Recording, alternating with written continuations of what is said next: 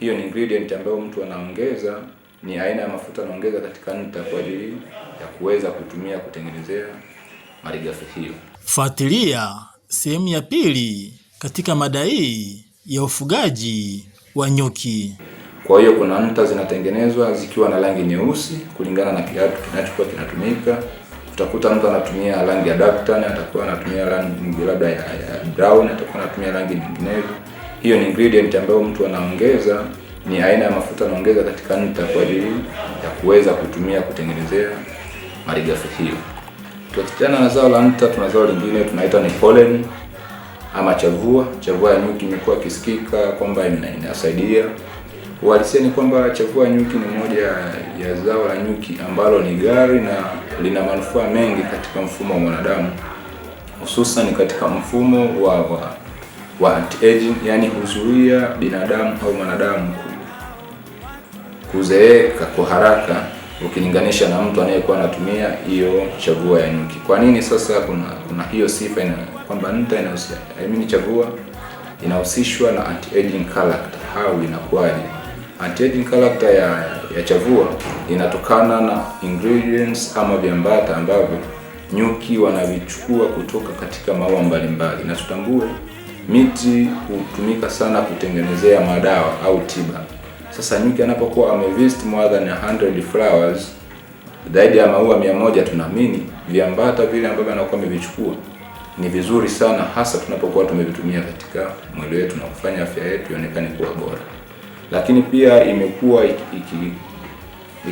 ikisemwa na kitaalamu, inaonekana kweli imekuwa ikisaidia katika mfumo wa uzalishaji ama mfumo wa upatikanaji wa watoto, kwa sababu chavua imekuwa ikisaidia katika kuchocheza tezi zile za uzalishaji, yani kwa mwanaume testosterone kwa mwanaume testosterone na kwa mwanamke estrogen, kwa sababu huenda katika tezi zile na kusaidia kuchocheza homoni zinazotoka ili kumfanya sasa mtu kuwa na uwezo wa kuconserve, yani kwa mwanamke conserve, kwa mwanamke conserve, lakini kwa mwanaume kuwa na ile stability ya kuweza kuwa katika performance yake wakati wa tendo. Tukiachana na zao hilo la chavua, tuna product nyingine ambayo hiyo ni gundi ya nyuki.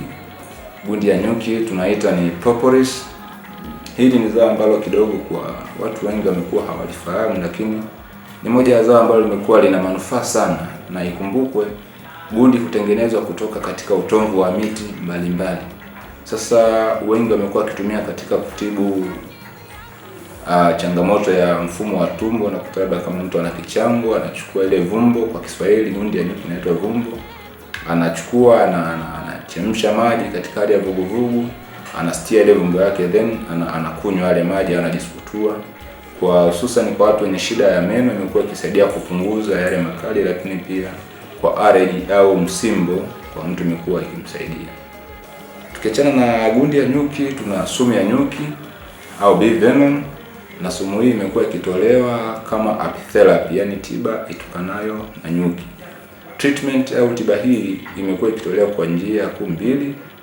Njia ya kwanza ni njia ya kudungwa moja kwa moja, na njia ya pili ni njia ya injection. Sasa current wise tumekuwa tukitumia njia ya kudunga moja kwa moja, tumekuwa mashuhuda tukiangalia katika vyombo vya habari, lakini pia katika taasisi mbalimbali ambazo ni za uhifadhi zikitoa tiba hii. Hata sisi Jeshi la Magereza tumekuwa tukitoa tiba hii katika maonyesho mbalimbali ya nyuki duniani, hasa mwaka huu uliofanyika Chinangari Mei 20, viwanja vya Chinangari jijini Dodoma. Lakini pia tunakusudia kutoa tiba hii katika viwanja vyetu vya 88 katika maonyesho ya siku ya mkulima kuanzia tarehe 1 mpaka tarehe 8 katika viwanja vya 88. Huduma hii pia itakuwepo.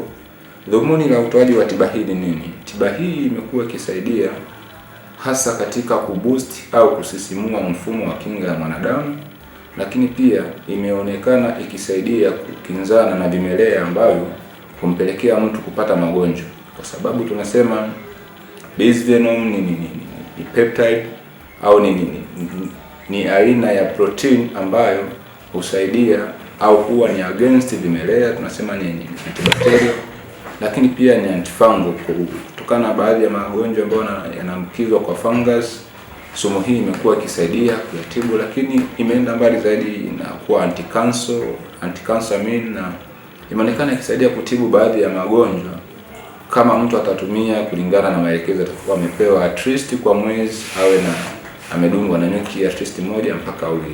Hii itamsaidia kuboost immunity yake na kufanya kinga yake iwe imara dhidi ya vimelea vinavyokuwa vinamzunguka. Na zao la mwisho kabisa katika nyuki ambalo hulitengeneza na upatikanaji wake umekuwa ni mdogo, lakini demand ama uhitaji umekuwa ni mkubwa, ni maziwa ya nyuki. Tumekuwa tukisikia maziwa ya nyuki ama loje limepatikana, kwamba wengine wakihusisha ni watoto. No, wale wanaokuwa wanaonekana katika sega wale ni brood, ni watoto, lakini actually maziwa ya nyuki huwa yanavuna, na katika sega unakuta ni kama utando mdogo unakuwa covered au unakuwa umefunikwa na layer, ambapo sasa extraction yake ama uvunaji wake unaweza kuvuna kwa kutumia balloons kwa uvunaji wa kawaida, lakini pia kuna machines za kuharvest hayo maziwa ya nyuki.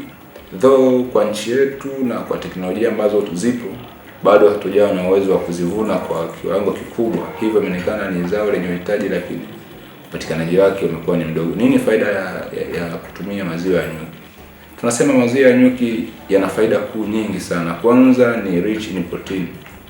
Kwa hiyo tunaamini kama chakula chochote kina viambata au kina ingredients nyingi za protein, hii husaidia katika kwanza mfumo wa brain activation, yani mtu unakuwa na uwezo wa kufikiri, lakini pia inasaidia katika development, ukuzi wa mwili wako.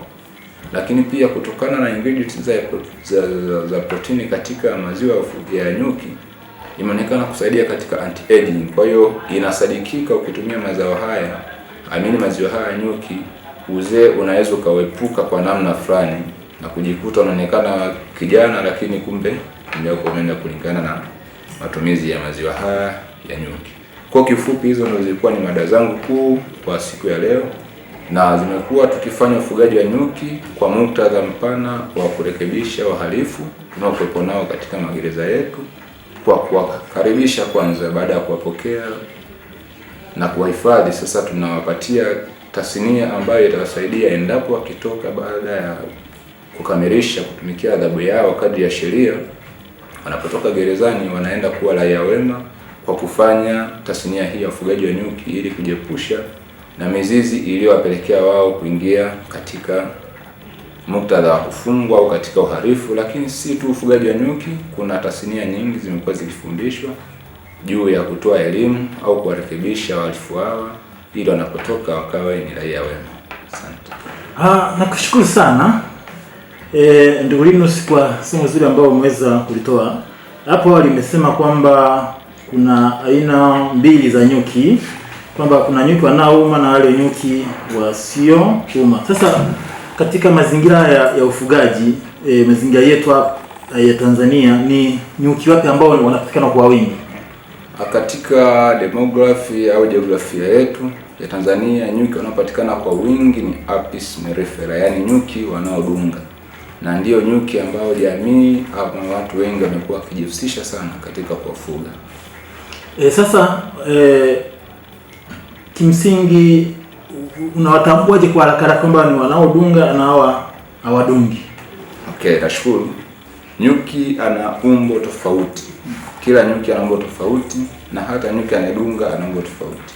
Tutambue kwamba katika aina ya nyuki hawa, nyuki wakubwa na nyuki wadogo, kuna matabaka ya nyuki.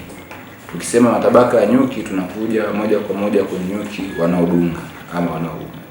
Nyuki hawa wana matabaka makuu matatu. Kuna malkia ama queen, lakini kuna weka ama nyuki mfanyakazi ambaye anakuwa ni jinsia ya kike ila asiyeweza kuzaa, na kuna kuwa na drone. Huyu ni nyuki jinsia ya kiume purposefully, yani kwa ajili tu ya kumate au kujamiana na malkia ili kuendeleza kundi. Kwa hiyo katika kila aina ya nyuki wanaodunga kuna jamii hiyo tatu, na kila jamii ina majukumu tofauti kulingana na kazi anazokuwa ameelekezwa. Mfano, nyuki malkia huwa kazi yake ni kuzaa, ama tunasema ana lay eggs, anatamia mayai kisha kuyangua, na ndiye moja ya mdudu ambaye huishi kwa muda mrefu kuanzia mwaka 0 mpaka miaka 5 ukilinganisha na hawa nyuki wengine ambao wanaweza akaishi kwa miezi mitatu na wana perish out ama wanakufa.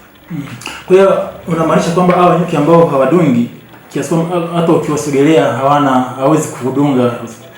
Yeah, tunasema hawa species ambazo hazidungi stingless honeybees, either Dactylorhina au Monticola, hawa wote ni nyuki ambao wana mechanism yao kujidefend. Kwa hata nyuki anayedunga sio tu anakudunga, no. Njia pekee ya kujizuia, njia pekee ya kujilinda yeye dhidi ya adui ni anadunga, ila hawa nyuki wasiodunga wao wana mechanism ya kujizuia au ya kufanya wewe onekane kwamba unawaharibia ustaarabu wao. Kwa nyuki wadogo ama wa stingless bees, wao huwa na attack natural openings kwa katika macho, lakini katika pua, katika mdomo na katika masikio. Na kama kidogo tumeshuhudia au tumeanza kupita katika hifadhi za taifa ama katika misitu mikubwa ama katika eneo kidogo lenye unyevu mwingi na miti ya kutosha, hawa wadudu tumekuwa tukiona, huenda tusitambue kwamba ni nyuki wadogo. Kwa hiyo hufanya njia hiyo ya kuingia katika natural opening kwa kusudi kubwa la kuzuia au la kudisturb wewe ili usiharibie ustaarabu wao. Umezungumzia faida nyingi za nyuki. Pia ndio kusikia kwamba nyuki hawa wanaweza kusaidia kufukuza wanyama wakali ikiwemo tembo. Ndio. Ili na usahihi kiasi gani na ni kwa namna gani wanasaidia kufukuza tembo? Nyuki tunasema honeybees wanaweza kutumika kuwafukuza tembo kwa sababu kuu moja.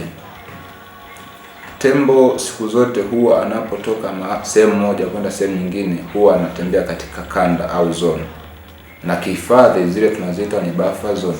Kwa hiyo mfano tembo wa gereza mgumu anapokuwa anataka kutoka sehemu moja kwenda sehemu nyingine, kupita njia ile ambayo imewahi kupitwa au huwa inapitwa na makundi ya tembo.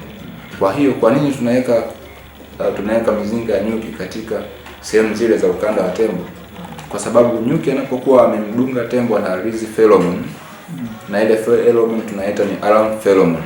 Sasa na tembo katika kualert au katika kutaarifu tembo wenzie kwamba mahala nilikopita ni pa hatari, tembo wale huwa pia wanawasiliana kwa kutoa scent ama harufu au mlio. Kwa hiyo anapokuwa ameshambuliwa na nyuki, tembo yule anaamua kurudi sasa katika eneo lake la awali na kuepusha kwenda sehemu nyingine. Kwa fakti kubwa ya kutumia nyuki ni kwamba nyuki anapomdunga tembo huwa na release pheromone, na pheromone ile au harufu ile huwa inaenda kusambaa kwenye makundi ya nyuki kuja sasa kuvamia wale tembo, na tembo ili ajizuie, protection yake ni lazima arudi mahala alikotoka na hurudi kwa spidi, hivyo kusaidia kuepusha uharibifu mwingine wa mazingira au makazi yao. Kuna swala la maziwa. Ulipoongelea swala la maziwa nilishtuka. Kumbe na nyuki wanapata maziwa, wanatoa maziwa, basi tumezoea wanyama tu kama ng'ombe, mbuzi ndio wanapata maziwa. Lakini pia umeeleza kwamba upatikanaji wake ni mdogo kulingana na pengine na teknolojia iliyopo. Lakini pia ukasema kuna soko kubwa ya maziwa ya nyuki kutokana na umuhimu wake. Sasa ni mkakati upi upo ili kuweza kuhakikisha nyuki kwa wengi lakini pia na maziwa yanapatikana? Sisi kama jeshi tuko katika ununuzi na tulishaanza baadhi ya kufanya ununuzi wa vifaa kwa ajili ya kuhakikisha kwamba kila zao linalotokana na ufugaji wa nyuki tunakuwepo nalo. Kwa hiyo jitihada za ununuzi wa vifaa hivyo zinaendelea, na tayari tuna honey press kwa ajili ya uchakataji, lakini pia tuna pollen traps kwa ajili ya kuunia chavua. Kwa hiyo mkakati uliopo sasa ni kununua hizi mashine za raw gel extractors kwa ajili ya kuweza kuvuna, lakini na kustore maziwa hayo na kuweza kuwafikishia watu mahala wanapokuwa wanahitaji na kwa wakati sahihi. Pia umezungumzia chavua, kitu ambacho kimenifurahisha. Unajua watu wengi wapendi kuzeeka. Ndio tunataka waendelee kuwa vijana young. Sasa kwenye upande wa chavua, hebu elezea vizuri mtu anaweza akatumiaje ili bwana aendelee kuwa kijana kama ulivyo Linus? Okay, nashukuru sana ndugu mtangazaji. Kwa matumizi ya chavua, hata wewe unapokuwa na mizinga yako unaweza ukavuna ile chavua. Though watu wengi huweza kuvuna, lakini huwa hawana ujuzi wa kuhifadhi ile chavua isiweze kuharibika. Ikumbukwe chavua ni pollen grains, yani ni mbelewele za mimea na miti mbalimbali ambazo nyuki huzikusanya na zihifadhi katika mguu wake wa nyuma, tunaita hind leg katika pocket au kifungio kinachoitwa corbicula. Sasa ile corbicula inapofika nyuki katika mzingi hujipukutisha ile chavua yake, kisha kuongeza enzymes au vimeng'enya katika chavua ile, kwanza kuifanya iweze kukaa pasipo kuharibika, lakini pia kuifanya iwe ni bora zaidi kulikoni ilivyokuwa inatolewa katika maua.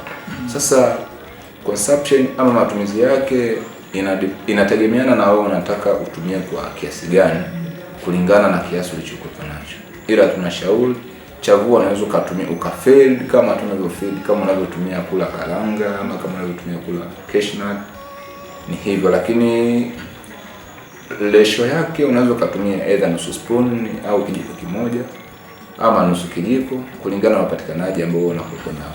Na ni zao kidogo ambalo lina gharama, kwa sababu gramu 500 unaweza kununua mpaka shilingi 60 mpaka 70 za Tanzania. Kwa unaweza ukaona kwamba ni bidhaa ambayo kidogo iko very hot ukilinganisha na asali ambayo lita moja ni shilingi 10,000. Yeah. Sasa pia kuna kitu kingine amezungumzia kwamba chavua inaweza kusaidia swala la kuongeza uzazi na ugumba imekuwa ni changamoto kubwa. Siku hizi ugumba wanasema watu wengi wanakutana na changamoto na kutumia inaweza kutokana na mfumo wa maisha, labda vyakula ambavyo tunakula. Sababu vijana wanapenda kula chips baada ya vyakula vya asili. Kwa hiyo moja kwa moja hiyo inaweza kupelekea ugumba uendelee kuwepo. Sasa pia unaweza ukafanua vizuri chavua jinsi ambavyo inaweza ikasaidia kupunguza hilo tatizo la ugumba. Pia ukiambatanisha na maziwa na penyewe umezungumza kwamba inaweza kupunguza ugumba. Hili watu ambao walikuwa hawajui wajua kwamba kuliko kuendelea kuwa na misongo ya mawazo kwamba nimekosa mtoto, wanaweza kutumia hizi njia zikaweza kuwasaidia kupunguza hiyo changamoto kama sio kuimaliza kabisa.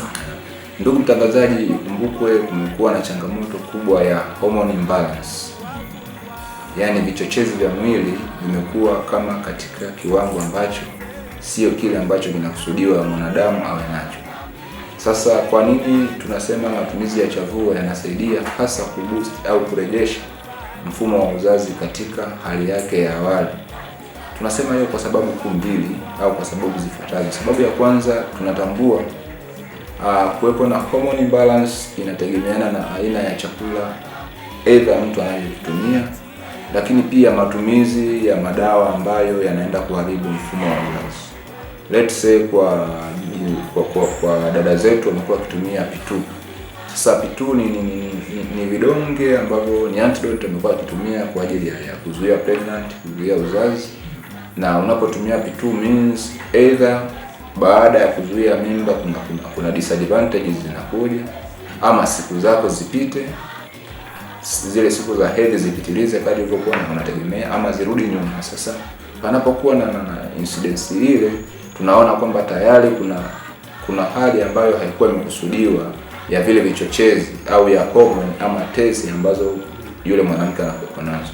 Sasa unapokuwa umetumia chavua, inaenda kutrigger au inaenda katika ile tezi. Sasa tuje kwa mwanaume, ili mwanaume aweze kukua ni productive katika issue ya uzazi, lazima tezi yake ya uzalishaji iwe ni nzuri, testosterone. Sasa katika chavua kuna ingredients ama kuna vimeng'enya na viambata ambavyo endapo mwanadamu wa jinsia ya kiume akivitumia na alikuwa na shida ya uzazi ama kutungisha labda na less sperm count, yani sperm zake hazina umahiri wa kutungisha mimba, zinaweza zikamsaidia kulingana na utumiaji wa chavua, kwa sababu kuu kwamba chavua hiyo inakuwa imekusanywa zaidi ya miti 100 na nyuki huyo mmoja. Je, chavua ile kusanywa na nyuki zaidi ya 100 ambao huluka kutoka kilomita 1 mpaka 7 kutoka eneo linalokuwa mifugwa, tunaweza tukaona kwamba ni viambata vingi huenda zaidi hata 1000 vinapatikana katika chavua ambayo imekusanywa na nyuki au 100. Sasa kulingana na matumizi hayo yanasaidia kuboost au kurejesha ile hali sasa ya mtu kutokuwa na uwezo mzuri, ama ya mtu kutokuwa na hali ya utungishaji wa mimba, na ya mtu pia kutokuwa na uwezo wa kuconceive kwa mwanamke, na kufanya sasa mfumo wake urejee katika hali yake. Na imani itakuwa ni kujibu ndugu.